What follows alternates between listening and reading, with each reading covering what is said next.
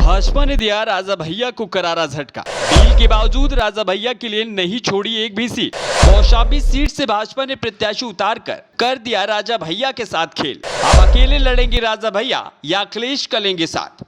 भाजपा ने उत्तर प्रदेश में अभी भी कई सीटें होल्ड कर रखी थी। होल्ड की गई सीटों में कौशाम्बी सुरक्षित सीट भी उन सीटों में शामिल थी जिस पर भाजपा ने प्रत्याशी नहीं उतारा था, क्योंकि चर्चा थी कि यह सीट राजा भैया के जनसत्ता दल को मिलेगी और राजा भैया प्रत्याशी तय करेंगे।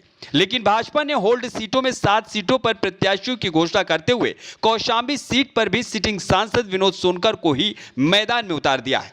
भाजपा की लिस्ट आते ही तय हो गया। भाजपा और रघुराज प्रताप सिंह उर्फ राजा भैया की बात नहीं बन पाई।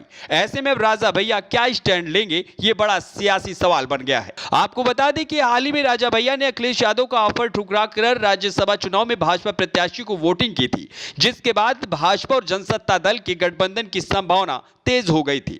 इस दौरान राजा भैया कई बार प्रधानमंत्री नरेंद्र मोदी, मुख्यमंत्री योगी की तारीफें भी करते नजर आए। लेकिन राजा भैया की लोकल लोकसभा सीट कौशाम्बी से भाजपा ने प्रत्याशी की घोषणा कर राजा भैया को करारा झटका दिया है। सूत्रों के मुताबिक राजा भैया भाजपा से प्रतापगढ़ और कौशाम्बी दोनों लोकसभा सीटें अपने कोटे में मांग रहे थे, लेकिन प्रतापगढ़ पर भाजपा का कैंडिडेट क्लियर होने पर राजा भैया की निगाहें कौशाम्बी पर टिकी थी और अब कौशाम्बी भी उनके हाथ से चली गई है।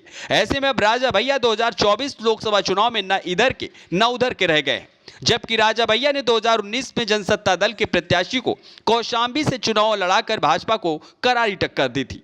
आपको बता दी कि कौशाम्बी लोकसभा सीट में ही कुंडा और बाबागंज विधानसभा सीट आती है, जो कि राजा भैया का गढ़ मानी जाती है। हालांकि सपा ने अभी तक कौशाम्बी से अपना प्रत्याशी नहीं उतारा है।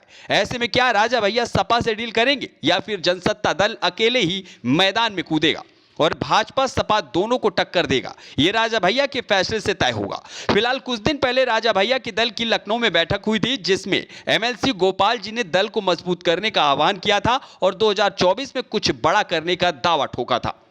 अब राजा भैया और उनका दल 2024 में क्या बड़ा करता है, ये आने वाला वक्त बताएगा। लेकिन भाजपा ने राजा भैया को जो झटका दिया, उसकी उम्मीद राजा भैया ने बिल्कुल नहीं की होगी।